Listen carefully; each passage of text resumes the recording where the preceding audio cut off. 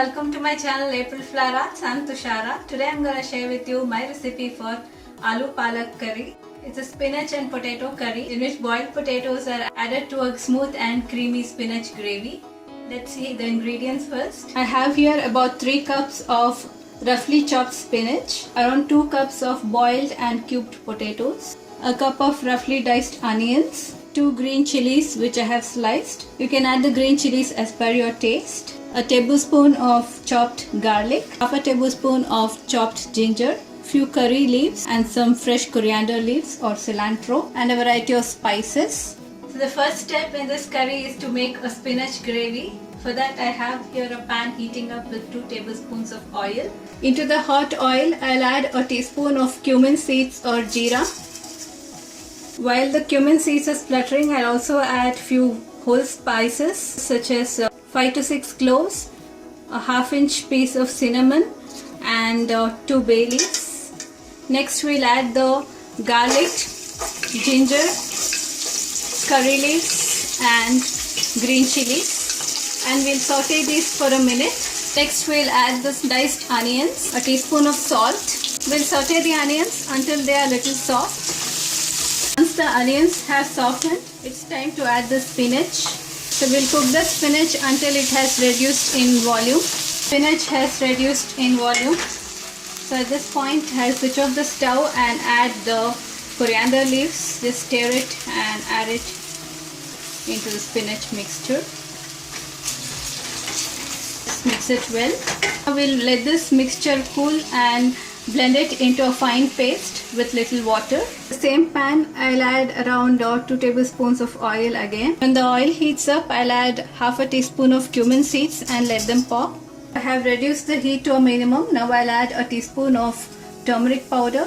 Into that I'll add the boiled potatoes and just toss it. I have already salted the potatoes while boiling them, but if you have not, you may add some salt at this point.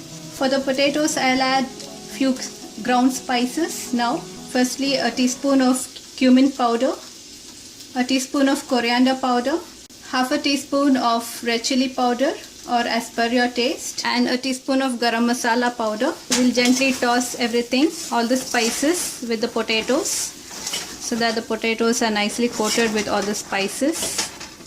Let the potatoes toast for about 2 to 3 minutes under low heat.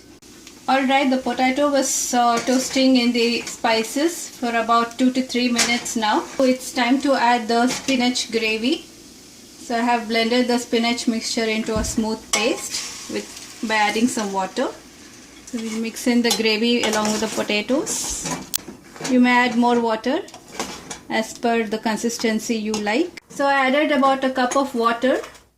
Now we'll let the curry come to a boil. Alright, the aloo palak curry has come to a boil. Now I have reduced the heat to a minimum.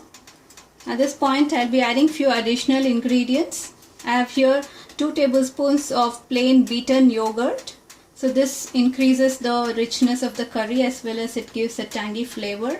Alternatively, you could even add cream or half and half, or you may add some cashew paste as well.